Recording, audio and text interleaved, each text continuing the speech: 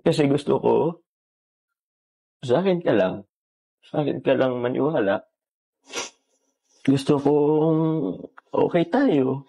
Gusto kong ipaalam sa kanila na okay tayo, na masaya tayo kahit nagkakagulo sila.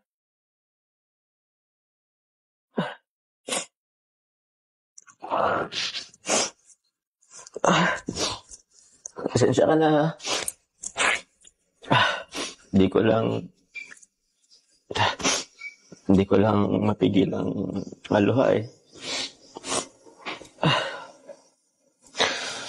Okay lang po. Sorry din. Sorry din po.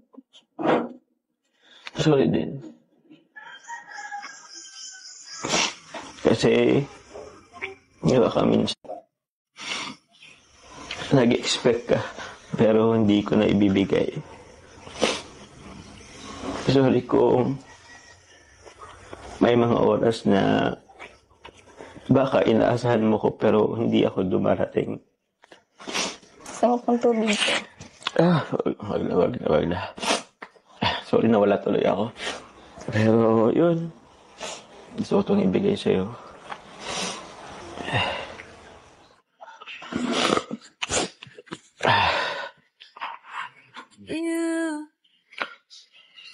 Ito, Carla. You're the air that I breathe. Ito, Carla. Pasensya na kung nagmamadali ako.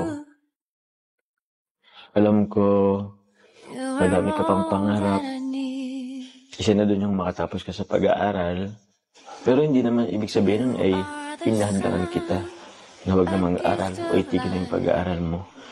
Pero gusto ko lang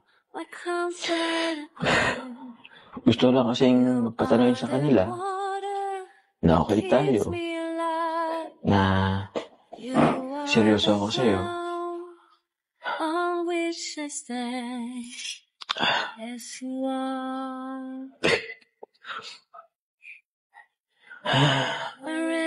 Hindi naman ang kamay mo.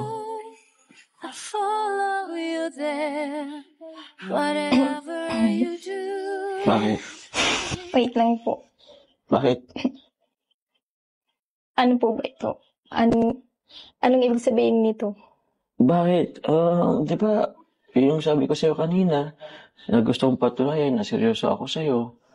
Pwede mo naman patunayan kahit wala yun. Kaso, di nila yun maintindihan hanggat wala silang nakikita.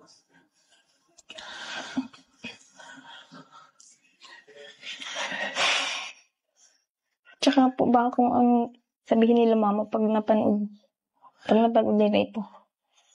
Tsaka baka po makita yan nila mama na suot ko yan. Makaisipin nila tayo na. Di ba dun naman yung gusto nating iparating? Actually, yun talaga yung gusto kong iparating, hindi lang kay mama mo. May di, gusto mo magpaalam na ako ngayon. Andiyan lang naman sila.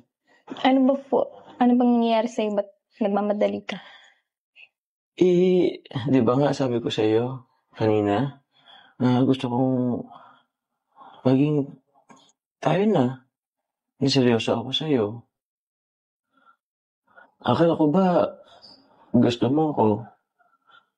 May nagbago na ba? Ayaw mo na ba sa akin? May gusto ka na bang iba? What's the point of living if we're scared to lose each other? What's the point of living?